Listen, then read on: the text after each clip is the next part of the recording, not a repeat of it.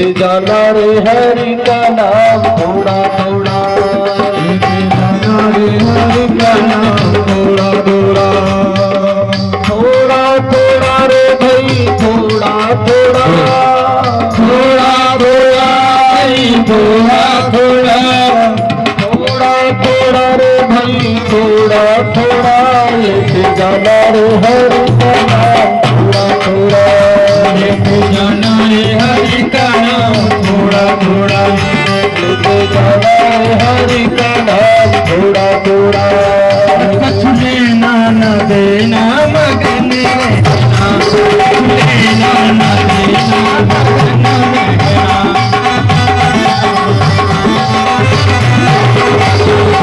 मगन रहना रे मगन रहना, मगन रहना रे मगन रहना, कुछ लेना न देना मगन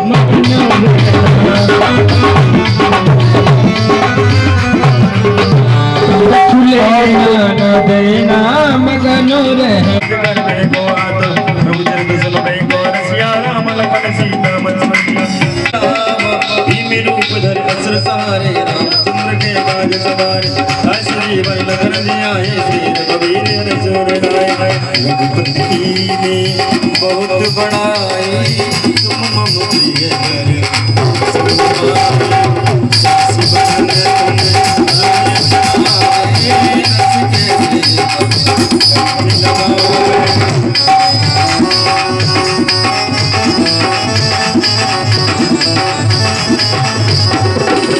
सनिकादिक ब्रह्मादि मुनीसा, नारद सारद सहित अहिसा,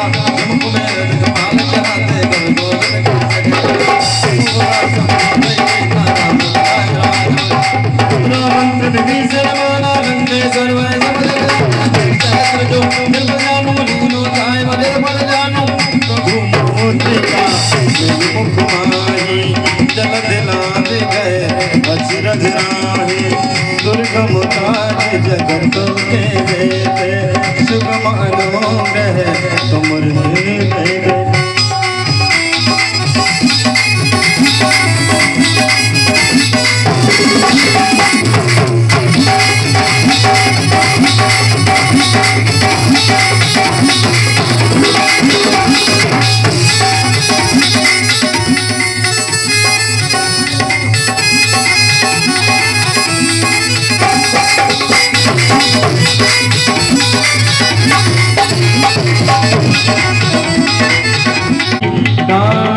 सदा हरि तेरा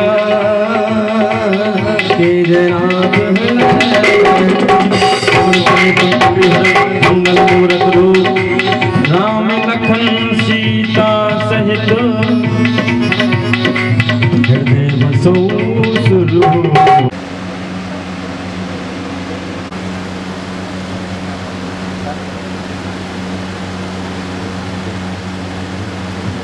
जय जय जय जय जय जय।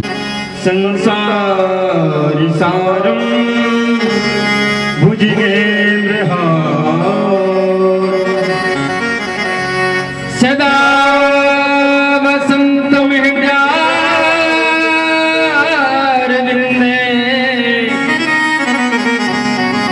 भवम भवानी सहतम नमो।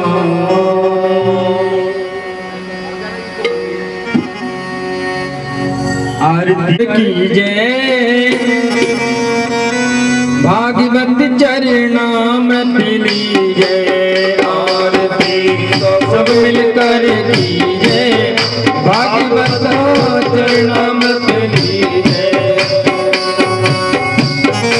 सभी गाइए।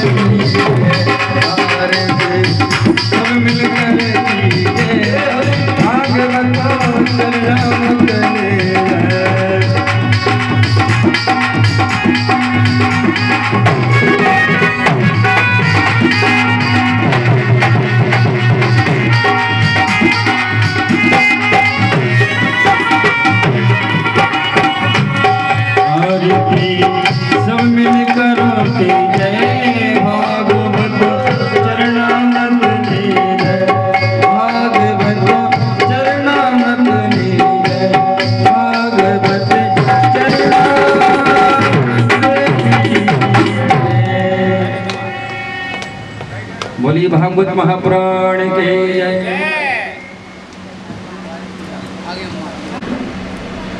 सभी अपना अपना आसन ग्रहण करें।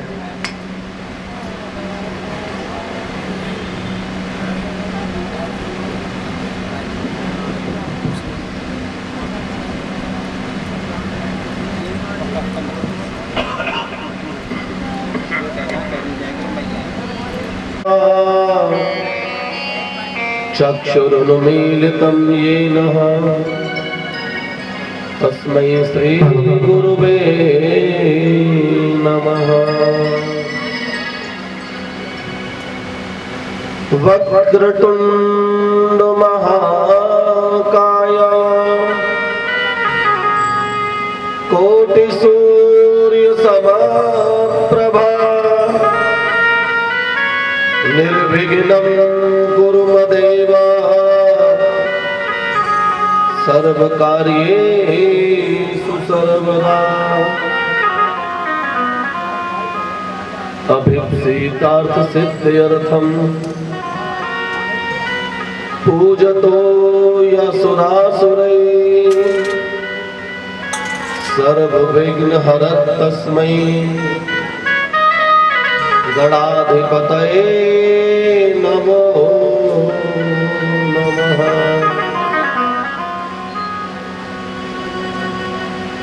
ध्येयं सदा परिभवग्नमभिष्टतोऽहं तीर्थास्पदं शिवविरिञ्च नुहुतं शरण्यं।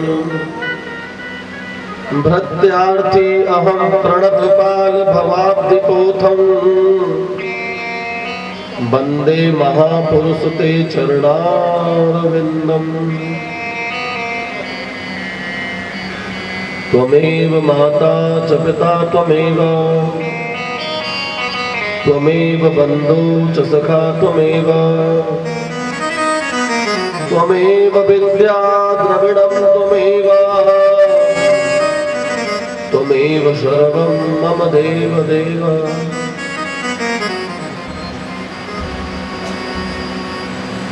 जय जय श्री राधा रमण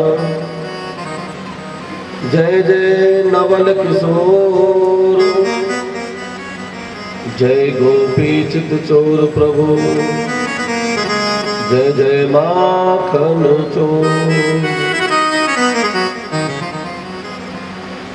परम आदरणीय संत समाज, विद्वत समाज, मातृशक्ति पितृशक्ति, हम उम्र भाई बहन, आप सभी के हृदय में विराजमान आत्मा रूपी परमात्मा के काजल हमारी तथा हमारे गोपाल मंडल की ओर से सादर जय श्री कृष्णा, जय श्री राधे। श्रीमद् भागवत कथा साक्षात पर ब्रह्म स्वरूप है। तेनेय वांगमयी मूर्ति साक्षात वर्तते हरि। भगवान श्री हरि नारायण का दूसरा स्वरूप ही भागवत। आप और हम सभी समवेत रूप से एकभूत होकर के यहाँ पर विराजमान है। श्रीमद् भागवत की कथा का ये तृतीय दिवस, तीसरे दिवस की ये मध्यकालीन वेला, और इस मध्यकालीन वेला में भगवान नाम का अवगाहन करने के लिए आप और हम सभी यहाँ पर एकत्रित हुए हैं। कल तक की कथा में आप सभी ने श्रवण किया, भगवान सूत जी जो महाराज हैं नैमिषारण्य की पवित्र भूमि में, सौनक आदि 88,000 ऋषियों ने श्रीमद् भागवत के आरंभ के 6 प्रश्नों को उनसे पूछा कि मानव के कल्याण का मार्ग क्या है, किस देवता को भजे किसे नहीं भजे, भगवान का जन्म होता भी है या नहीं भी होता, वेद कहता है कि नहीं होता, भक्त कहते हैं होता है, मामला क्या है। अगले प्रश्न में पूछा था किसको भजे किसको छोड़े। व्यक्तियों के पास में समय नहीं है, लोगों के पास में समय नहीं है, तो केवल सार सार बताए। अंतिम प्रश्न पूछा था कि भगवान जब स्वधाम को चले गए थे तो धर्म अकेला पड़ गया, धर्म किसकी शरण में गया? धर्मम किम शरणम गता। धर्म या तो कहीं छुप गया होगा, धर्म ने किसका सहारा लिया, धर्म अकेला हो गया, धर्म ने किसके पैरों को पकड़ा। ये आरंभ के 6 प्रश्न आपने सुने। इन्हीं 6 प्रश्नों के उत्तर में पूरी श्रीमद् भागवत जी की कथा आती है। आइए इन 6 प्रश्नों का उत्तर हम आपको दें, उससे पहले थोड़ा सा भगवान नाम संकीर्तन करें। सभी गुनगुनाते हुए बड़े भाव से भगवान का नाम लेंगे, सभी गाएंगे। जय श्री राधा राधा राधा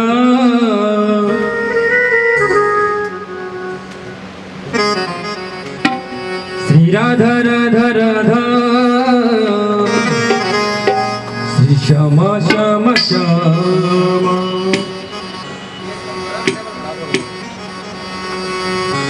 श्री राधा राधा राधा श्री श्यामा श्यामा श्यामा राधा राधा श्यामा श्यामा श्यामा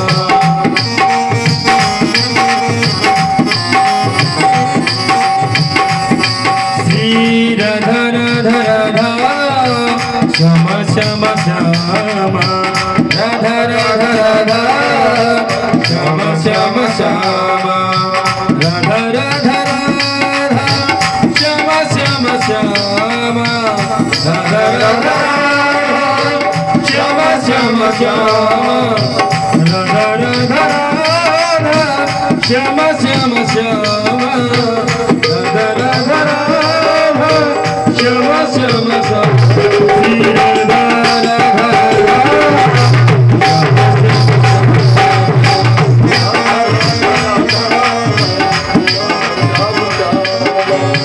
राधा राधा राधा श्यामा श्यामा श्यामा राधा राधा राधा श्यामा श्यामा श्यामा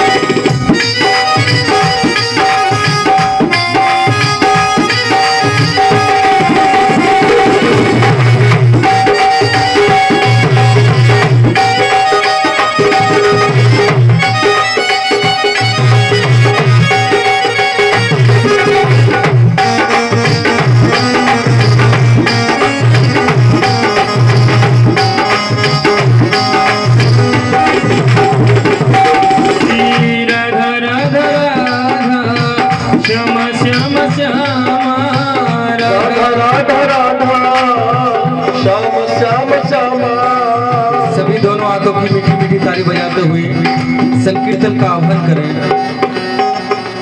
श्री राधा राधा राधा श्यामा श्यामा श्यामा राधा राधा राधा श्यामा श्यामा श्यामा श्री राधा राधा राधा श्यामा श्यामा श्यामा राधा राधा राधा राधा श्यामा श्यामा श्यामा श्री राधा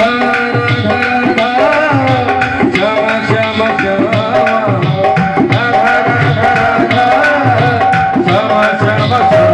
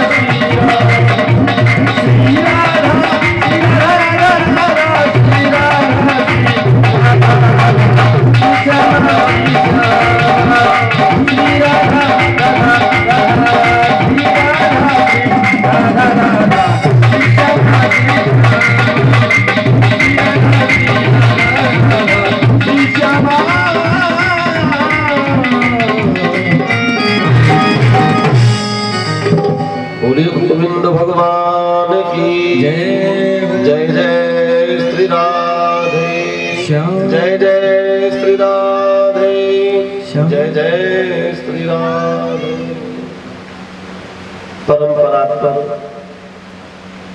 अखिलेश्वर अकारण करुणा वरुणालय भक्ति वांछित कल्पतरु तणदुत विनिंदित पीतांबरधारी भगवान श्री कृष्ण की वांगमय प्रतिमूर्ति श्रीमद् भागवत जी की कथा। तेनेयम वांगमयी मूर्ति साक्षात वर्तते हरे। भगवान श्याम सुंदर का दूसरा स्वरूप ही भागवत जी है। आपको सीधा हम वहीं लेकर के चलते हैं यहाँ कल आप थे। नैमिषारण्य की पवित्र भूमि, सौनक आदि 88,000 ऋषियों के वो 6 प्रश्न। सबसे पहले प्रश्न में ऋषियों ने पूछा था सूत जी महाराज से कि महाराज, मानव मात्र के कल्याण का मार्ग क्या है?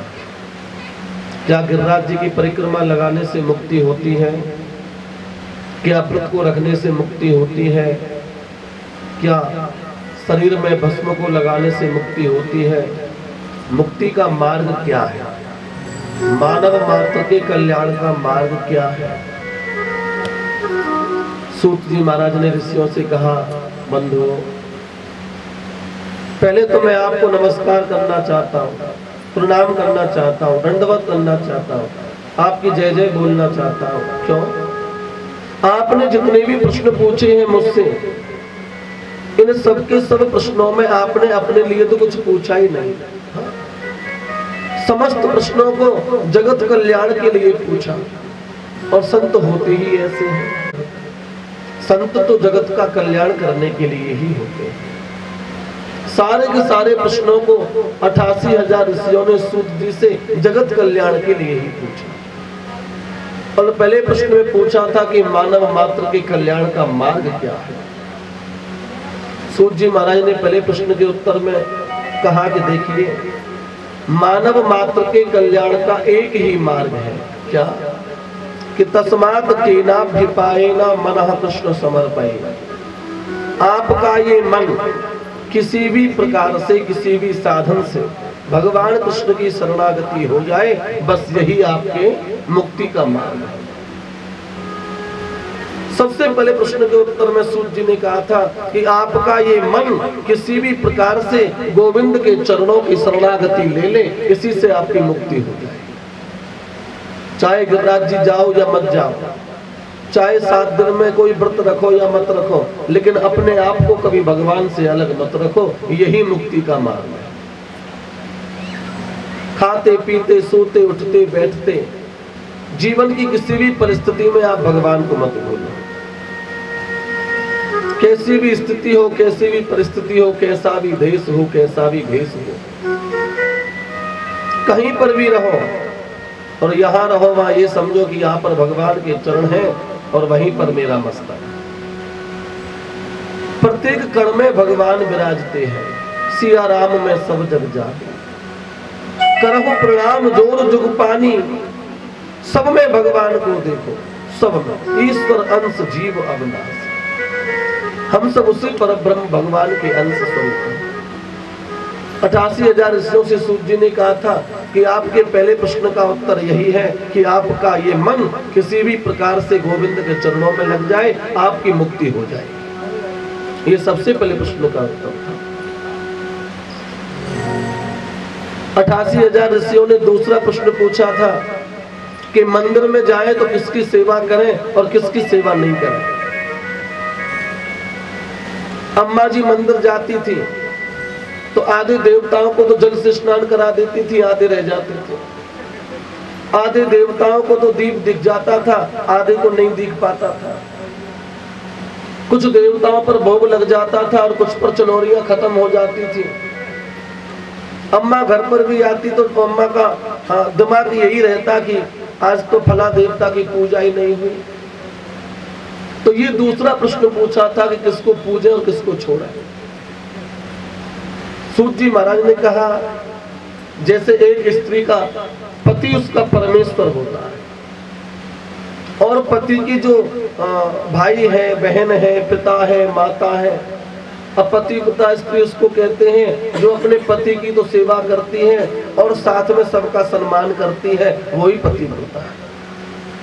ऐसे थोड़े नहीं है कि ये मेरे पति है, मैं केवल इन्हीं की सेवा करूंगी, इनकी माता जी से तो बात भी नहीं करूंगी, इनके पिताजी का कोई काम नहीं करूंगी, इनके भैया की मैं क्यों सुनूं और फिर कहे कि मैं पतिव्रता हूं। ऐसे नहीं है। पतिव्रता वो है कि जिसके पति ही जिसके लिए सब कुछ है, लेकिन पति की जो नाते हैं, उनकी जो बंधन है, उनको भी वो निभाए, तो पतिव्रता है। ऐसे ही 88,000 ऋषियों से सूत जी महाराज बोले कि देखो कि जितने भी भगवान हैं वो सब आपके इष्ट के स्वरूप हैं। एक को इष्ट बना लो। एक है साधे सब सधे, सब साधे सद जाए, और पानी देवे मूल में तो फूले फले आ जाए। हम जब वृक्ष में पानी देते हैं तो एक लोटा जल केवल उसकी जड़ में डाल देते हैं और पानी ऊपर तक पहुंच जाता है। एक एक पत्ती को हम थोड़े नहीं जल देते, हम तो केवल जड़ को जल देते हैं, और एक में ही जल डालने से वो जल सबको पहुंच जाता है। तो कहने का अभिप्राय यह है कि सबका सम्मान करो और इष्ट एक होना चाहिए। जिसका इष्ट है वो ही श्रेष्ठ है, और जिसका इष्ट नहीं है वो नष्ट है। नदी में 2 नाव चल रही थी और 2 व्यक्ति नाव में सफर कर रहे थे। एक व्यक्ति का इष्ट था और एक ने इष्ट नहीं बना रखा।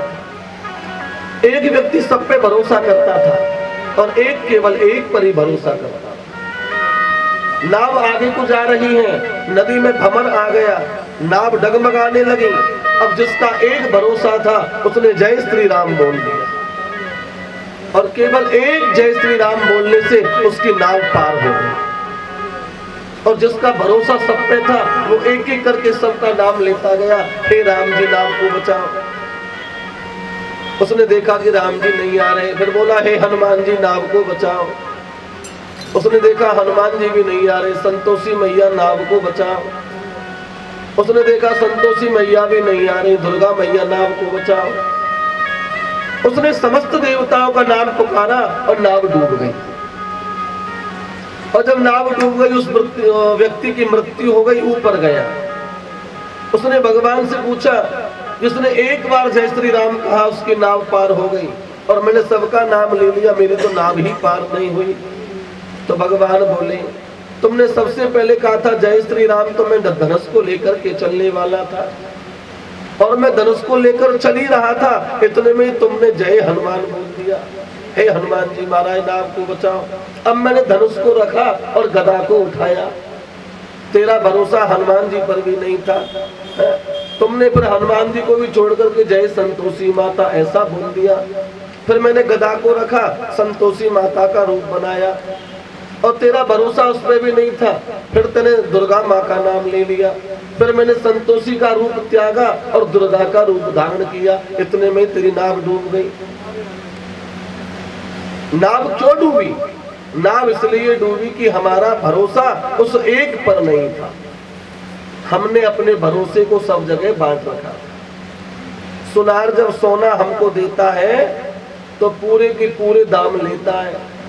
हाँ, माल दे रहा है 85 टंच का और पैसे ले रहा है 100 टंच के, और उसी सोने को जब हम बेचने जाते हैं तो वो टाके को काट लेता है, कहता है कि इसमें तो 85% है और हम 85 का ही पैसा देंगे। क्यों? क्योंकि भगवान को 16 आना अर्पण कर दो, और आप 16 आना में से 2 आना से तो भैरव बाबा पूज लिए, 2 आना से हनुमान जी पूज लिए, 2 आना से राम जी पूज लिए, 2 से कृष्ण को पूज लिया। तो हमारा जो भरोसा था वो कई जगह बढ़ चुका, इसीलिए हमारा कल्याण नहीं हो पाता। भागवत जी में लिखा हुआ है कि इष्ट एक होना चाहिए, और जिसका इष्ट है वो श्रेष्ठ है, और जिसका इष्ट नहीं है वो नष्ट हो जाता। तो भरोसा एक पर रखो, एक के पैरों को पकड़ लो कि यही सब कुछ है, और बाकी के जितने भी भगवान हैं वो इन्हीं की अंश से उत्पन्न हुए। गाली किसी को मत दो, सम्मान सबका करो। रास्ते में हनुमान जी हैं, उनका भी सम्मान करो। उनसे कहो कि भगवान मेरा प्रेम राम जी के चरणों में लगा, क्योंकि मेरे इष्ट राम। आगे भोले बाबा मिले, उनसे भी कहो हे भोले बाबा मैं आपको प्रणाम करता हूँ, उनका भी सम्मान करो और कहो कि मेरा प्रेम राम जी के चरणों में लगा रहे, आपका प्रेम आपके इष्ट में लगा रहे, बस आपका कल्याण हो जाएगा। ये दूसरे प्रश्न का उत्तर था।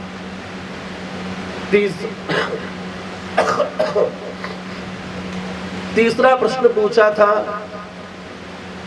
कि वेदों में कहा गया है कि भगवान अजन्मा है। वेद कहते हैं भगवान का कभी जन्म नहीं होता। वेद कहते हैं कि भगवान का कोई नाम नहीं है। तो जब भगवान का जन्म ही नहीं है तो भगवान का नाम कैसा? और 88,000 ऋषि सूत जी से बोले कि जो भगवान का जन्म नहीं होता वो यशोदा के घर में कृष्ण बन के कैसे पधारे? जिस भगवान का नाम नहीं होता तो अयोध्या में राम किसको कहते हैं? ये प्रश्न पूछा था तीसरा। सूत जी महाराज ने कहा कि वेद कहता है वो भी सत्य है और भक्त कहते हैं वो भी सत्य है। वेद में लिखा है कि भगवान का जन्म नहीं होता, बिल्कुल सत्य बात है, भगवान का जन्म नहीं होता।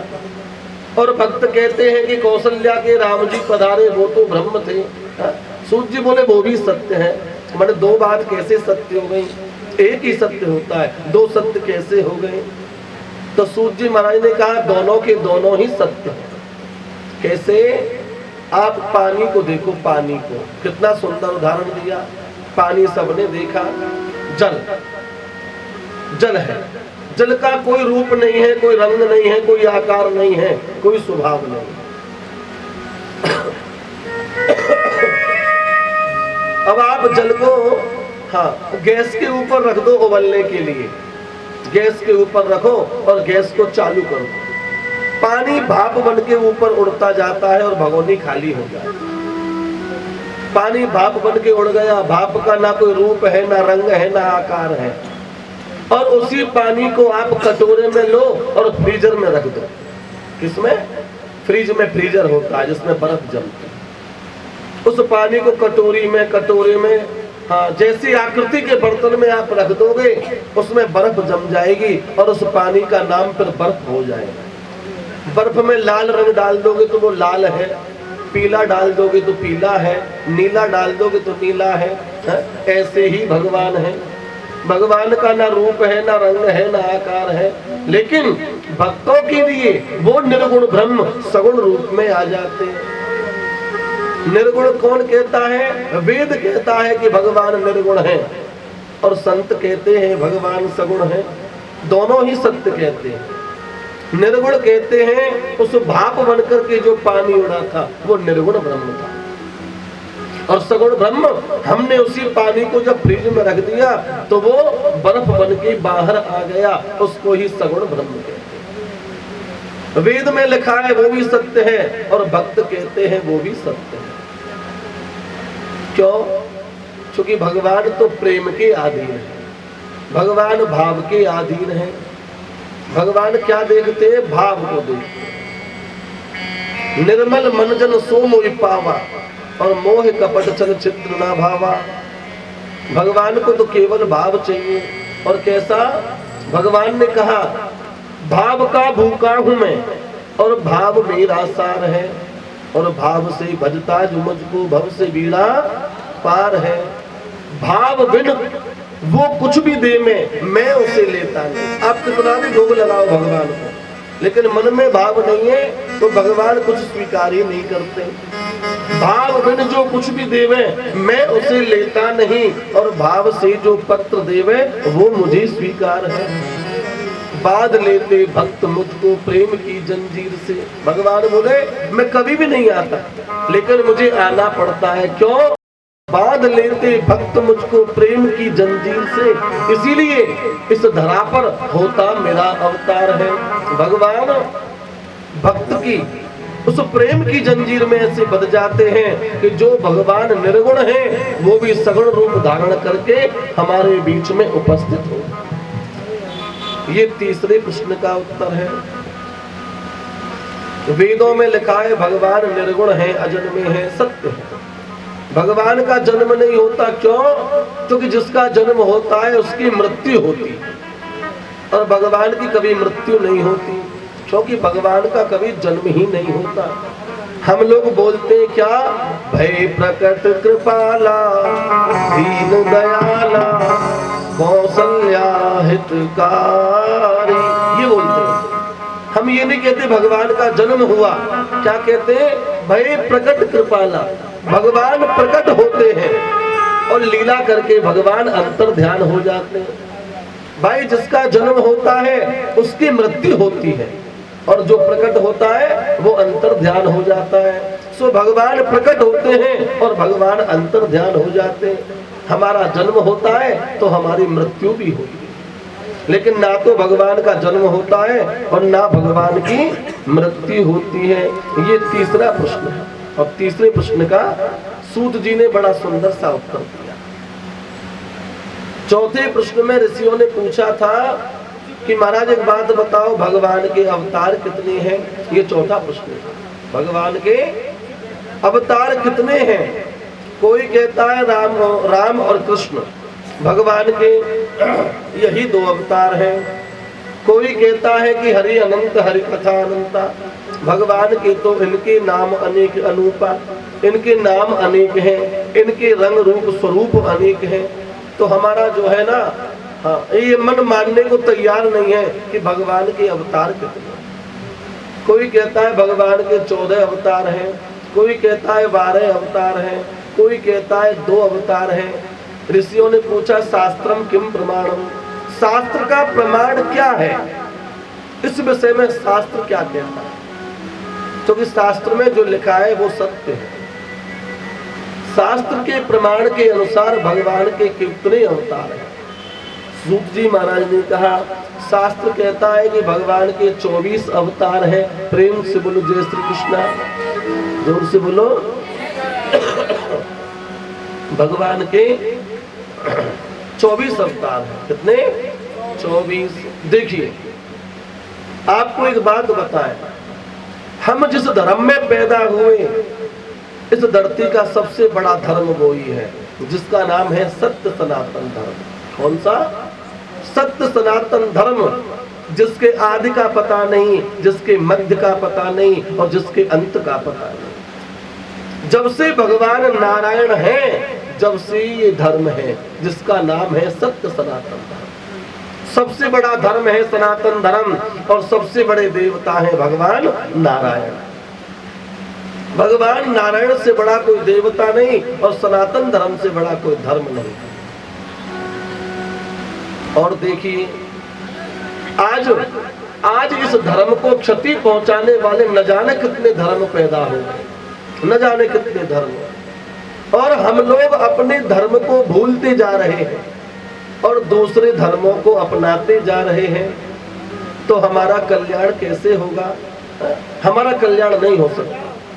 भगवान ने कुरुक्षेत्र के मैदान में अर्जुन से कहा था कि स्वधर्मेण मरणात् ध्रुवम्, जो अपने धर्म में मरता है उसी की मुक्ति होती है।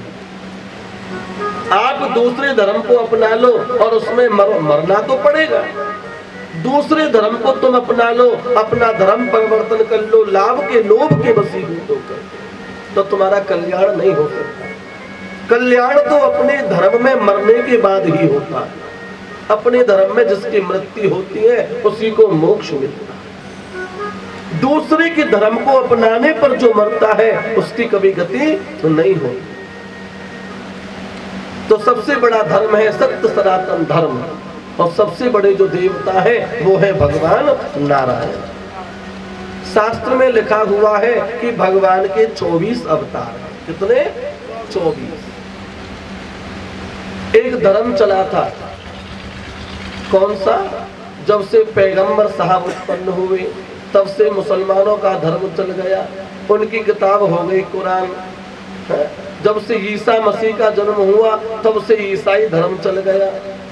और देखिए एक व्यक्ति के पैदा होने के बाद कोई धर्म चला, पैगंबर साहब पैदा हो गए तो ये मुस्लिम धर्म चल गया, ईसा मसीह पैदा हो गए तो ये ईसाई धर्म चल गया, तो बौद्ध पैदा हो गए महात्मा बुद्ध तो उनके बाद में बौद्ध धर्म चल गया। लेकिन सत्य सनातन धर्म एक ऐसा धर्म है कि जिसमें स्वयं भगवान राम पैदा हुए, स्वयं भगवान कृष्ण पैदा हुए। इस धर्म में भगवान पैदा हुए हैं, ना कि इनके पैदा होने से कोई धर्म चला।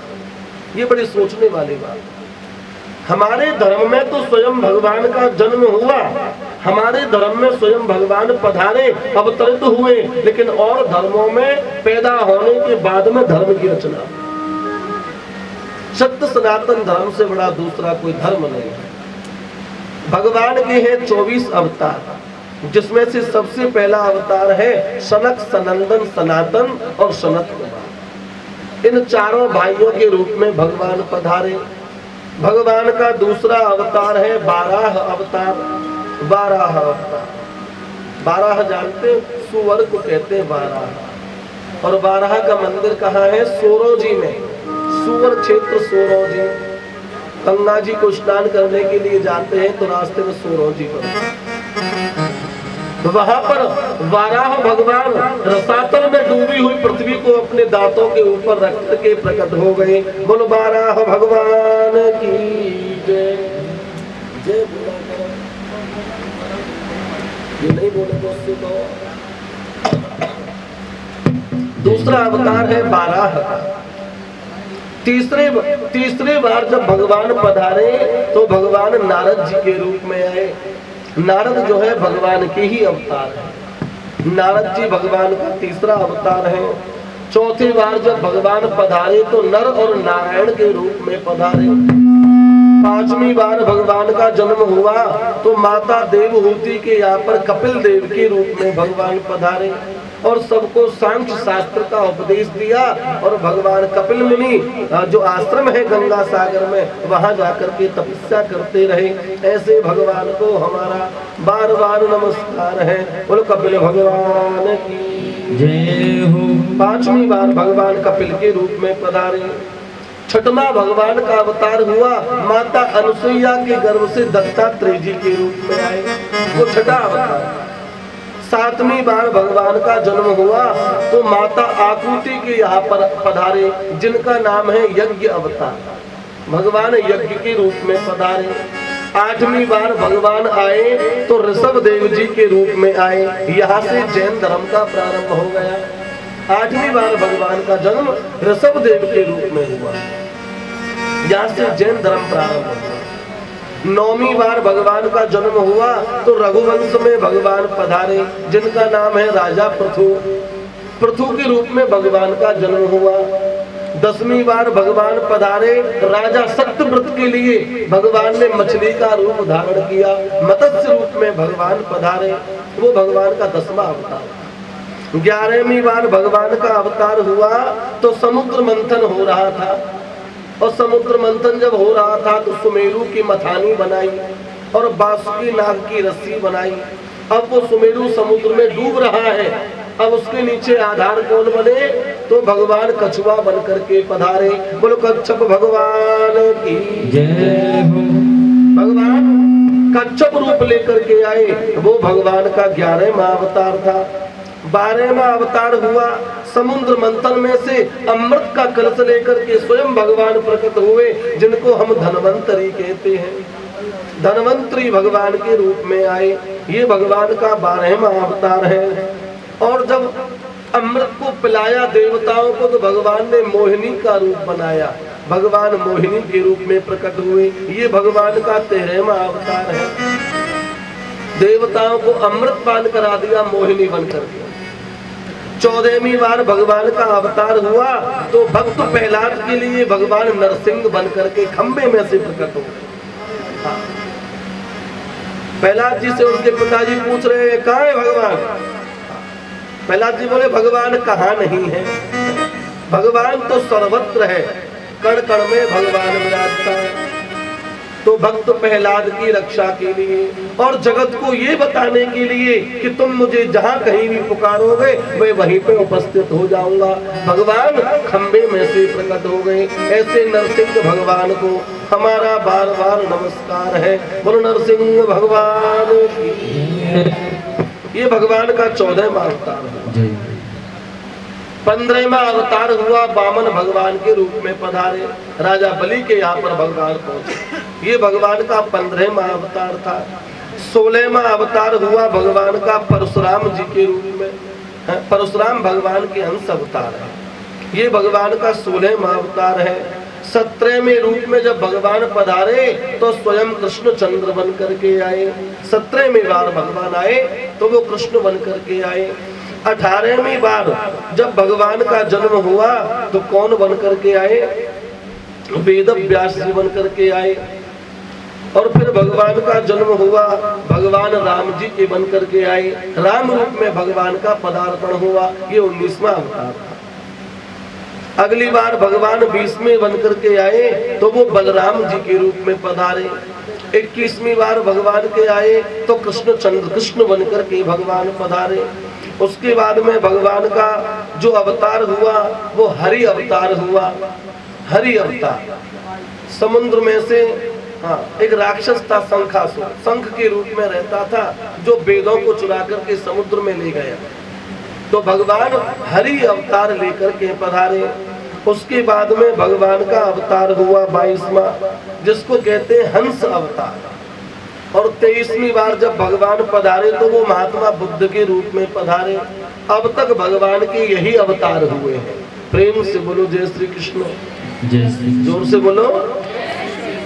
अभी भगवान का एक अवतार बाकी है, एक और 23 तो हो गए, अभी 24वां बाकी है। उत्तर प्रदेश के मुरादाबाद के संभल जिले में भगवान विष्णु यश ब्राह्मण के यहाँ पर जन्म लेंगे, जिनका नाम होगा कल्कि। भगवान कलयुग में भगवान कल के रूप में पधारेंगे। और कब पधारेंगे?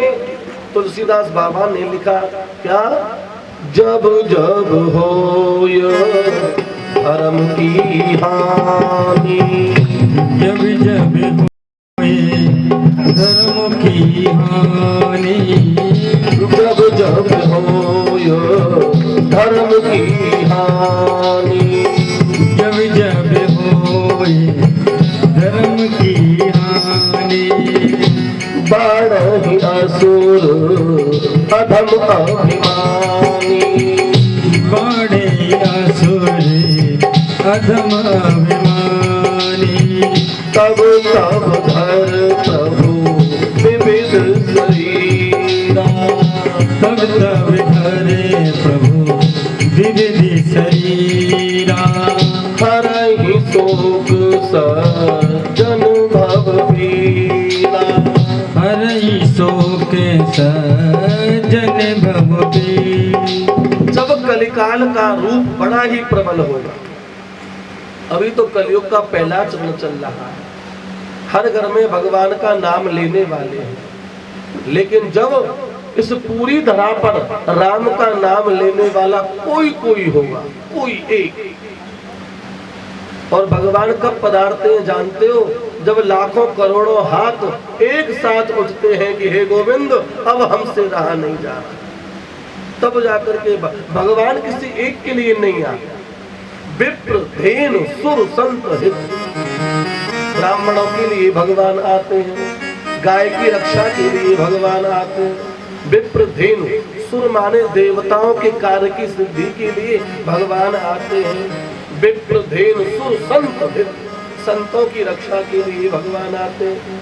भगवान का जब आना होता है तो भगवान एक ही बार में न जाने कितने कार्यों को संपन्न करने के लिए पधारते हैं। लेकिन अभी तो बहुत समय, अभी बहुत समय बाकी। लेकिन जितना समय जा रहा है उतने समय तक हम तो नहीं रहेंगे, लेकिन हम जितने समय तक हैं जब तक कम से कम भगवान का नाम तो ले सकते हैं। न जाने फिर ये मनुष्य की देह मिले मिले नहीं मिले, इसकी कोई गारंटी नहीं। ये तो राम जी ने न जाने क्या करुणा की थी हम पर, जो ये देह दे दी। और इन 24 अवतारों में से प्रमुख अवतार भगवान के दो ही हैं। एते चांस कला पूर्ण कृष्णस्तु भगवान स्वयं। भगवान जो राम और कृष्ण है ना, ये बिल्कुल बराबर है। हम लोग कहते हैं कृष्ण जी बड़े हैं और राम जी छोटे हैं, गलत बात। हम लोग कहते हैं कृष्ण भगवान 16 कला से हैं और राम जी 14 कला से हैं, ऐसा कुछ नहीं है। समझने वाली बात है। राम जी का पूरा नाम क्या है? रामचंद्र। और कृष्ण जी का पूरा नाम क्या है? कृष्णचंद्र। एक का नाम रामचंद्र और एक का नाम कृष्णचंद्र। अब दोनों के पीछे चंद्रमा लगा हुआ है, रामचंद्र और कृष्णचंद्र। जब दोनों के पीछे चंद्रमा लग गया तो फिर दोनों छोटे बड़े काय को हो गए हैं। चंद्रमा में तो 16 कलाएं होती हैं, राम जी में भी 16 कला थी और कृष्ण जी में भी 16 कला थी। लेकिन राम जी ने अपनी 4 कलाओं को दुबका लिया, दिखाया नहीं था। हम लोग ये सोचते हैं कि राम जी में कुछ कला कम है, ऐसा नहीं है। उन्होंने अपनी 4 कलाओं को दबा के रखा और कृष्ण जी ने अपनी सब कलाओं को दिखा दिया। और पूरी कलाएं होती हैं 64 कलाएं। प्रेम से बोलो जय श्री कृष्ण। कितनी कलाएं होती हैं? 64। और 64 कला से पता है किसका जन्म हुआ था? महारानी किशोरी जी का। श्री राधे रानी 64 कलाओं से आई थी। 64 कला। भगवान श्याम सुंदर तो 16 कलाओं में सिमट के रह गए और किशोरी जी जब पधारी थी तो वो 64 कलाओं से पधारी। उनसे बड़ी शक्ति इस धरती पर, इस ब्रह्मांड में कोई और नहीं। ब्रज की महारानी, इस संपूर्ण जगत की अधिष्ठात्री देवी श्री राधा, जिनका प्राकट्य 64 कलाओं से हुआ। 64 कलाधारी है किशोरी जी। आज राम और कृष्ण दोनों एक हैं, इनमें निमिष मात्र भी अंतर है। ये जो है एक प्रश्न का उत्तर देते हुए 88,000 ऋषियों को सूत जी महाराज बोले कि देखो, संदेह नहीं करना चाहिए, संदेह करना नहीं चाहिए। भगवान के नाम में कभी शंका नहीं करें। और व्यास मंच से पंडित जी जो बात कह रहे हैं उस बात पे कभी शंका नहीं करें। एक जगह कथा हो रही थी, पंडित जी बोले हनुमान जी ने राम जी को पीटा, हनुमान जी ने राम जी को पीटा। लोग कह रहे थे पंडित जी झूठ बोलते हैं, ऐसा तो कहीं नहीं है। हनुमान जी ने राम जी को पीटा, लेकिन सत्य है, कई कल्पों की कथाएं हैं। हनुमान जी ने राम जी को पीटा। व्यास जी जो बोले वो समझो ठीक है। व्यास मंच पर तो कभी उंगली नहीं उठाते। मन में कोई शंका है तो व्यास जी गद्दी से नीचे आवे तो उनसे पूछ लेवे कि ऐसा कहाँ है, क्या लिख रहा है। लेकिन कथा सुनाते वक्त तो ना कोई प्रश्न करे ही नहीं। भगवान बोले अज्ञानी बनकर की कथा सुनो। अगर तुम ज्ञानी बनकर की कथा को सुनोगे तो कुछ समझ में नहीं आएगा। हाँ, तुम कहो पंडित जी तो छोटे से हैं और हम तो बहुत बड़े हैं, तो समझ में काहे को आएगी। जो गीता का उपदेश भगवान नारायण कुरुक्षेत्र में अर्जुन को देते हैं और वही गीता का उपदेश भगवान युधिष्ठिर जी को देते हैं, लेकिन अर्जुन की समझ में तो आ गया और युधिष्ठिर जी की समझ में नहीं आया।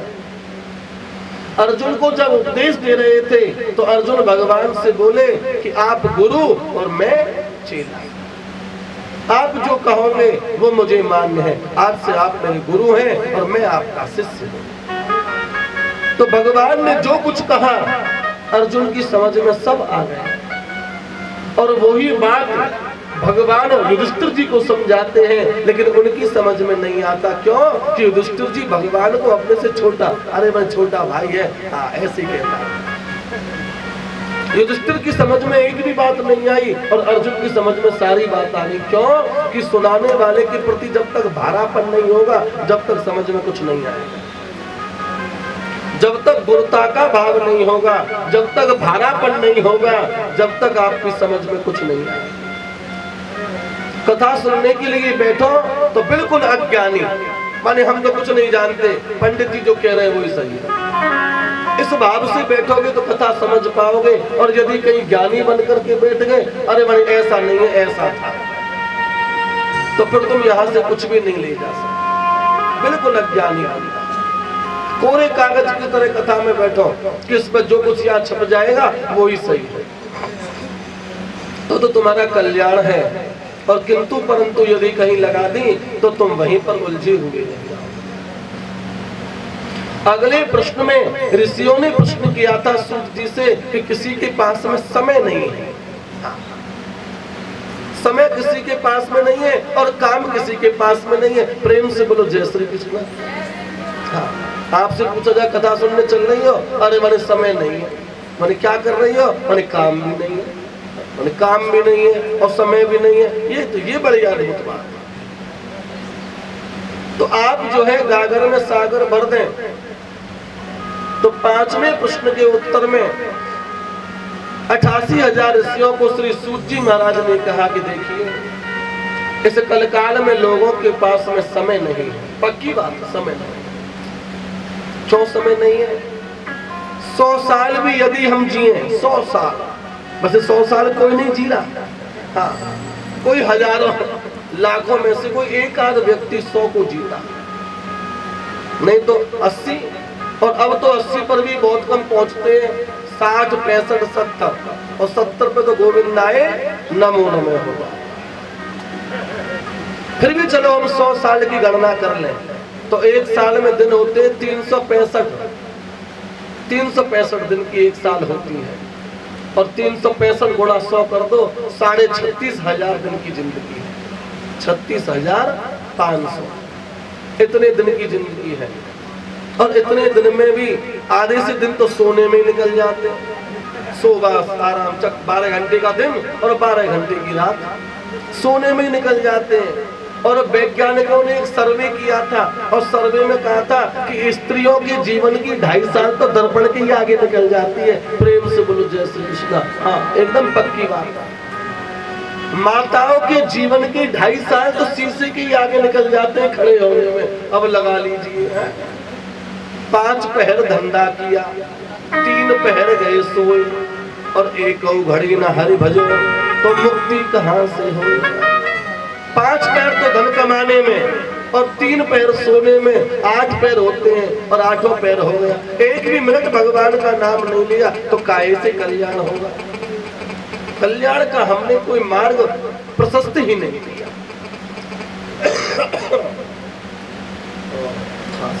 देखिए, भगवान इतने दयालु हैं, इतने दयालु हैं कि पूछो ही मत। भगवान से ज्यादा दयालु इस समस्त ब्रह्मांड में दूसरा कोई दयालु है ही नहीं। करुणावतार, करुणा के अवतार। तो भगवान ने कहा कि संसार में किसी के पास में समय नहीं है। अल्पस्य काल, समय करना है। और बहुलाच विद्या, विद्या बहुत है। एते समय, इस छोटे से समय में भी बहु विघ्नता, बड़े बड़े विघ्न लगे हुए। क्या करें? भगवान बोले कुछ भी मत करो, भाई कुछ तो करे। तो तुलसीदास बाबा ने मौन ठोक दी। क्या? भाव को भावो अनख आलसा हो, भावी को भावे अलग से हो, नाम जपत मंगल देश दशा हो। भावी को भावा अलग से हो, भावी को भावे अलग से हो, नाम जपते मंगल देश दशा हो, नाम जपते मंगल देश दशा। मैंने क्या करें? मैंने टीवी देखते रहो। चलो टीवी देखने की मना नहीं करते।